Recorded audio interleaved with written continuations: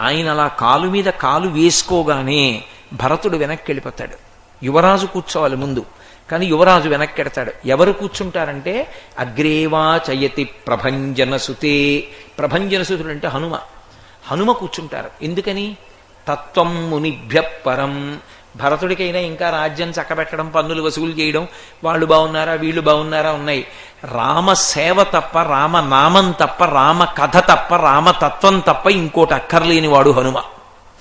అటువంటి మహానుభావుడు కాబట్టి భక్తి జ్ఞానములను కోరుకునేవాడు, వైరాగ్యం ఉన్నవాడు, కామస్పర్శ లేనివాడు కాబట్టి హనుమ ముందుకు కూర్చుంటారు. సీతమ్మగా కూర్చోదు, భార్యని అని కూర్చోదు. అందుకే శ్లోకం మొదలు ఎలా అవుతుందంటే వైదేహీ సహితం. గురువుగారు గృహస్థాశ్రమంలో ఉన్నవాడైతే ఒక్కడే కూర్చోక్కర్లా, భార్యతో కూర్చోవచ్చు తత్వం చెప్పేటప్పుడు. కానీ అప్పుడు ఆవిడ ఎలా కూర్చుంటుందంటే సీతా సహితం, జానకీ సహితం అని ఉండదు, వైదేహీ సహితం. వైదేహి అంటే విదేహ రాజపుత్రి, దేహమునందు భ్రాంతి లేకుండా ఉంటుంది. నేను శరీరం కాదు ఆత్మ అన్న భావనతో సీతమ్మ కూర్చుంటుంది. గురువుగా రాముడు కూర్చున్నప్పుడు ఆత్మారాముడై కూర్చుంటాడు.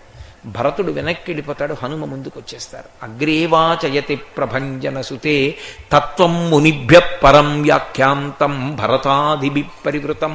సభలో లేడు భరతుడు అనుకుంటారేమో అని చెప్పారు. భరతుడు ఉన్నాడు, వెనక్కున్నాడు. మునులు కూడా ఉన్నారు. ఎవరు ముందుకి అంటే తత్వార్థి, జ్ఞానార్థి, వైరాగ్యార్థి, భక్త్యార్థి, ఆయన ముందుండాలి. వీరాసనం వేసుకుని సాయిబాబా గారు కూర్చున్నారంటే దాని అర్థం ఏంటంటే ఎవడు భక్తి జ్ఞానములను కోరుకున్నాడో వాడు ముందు కూర్చోవాలి.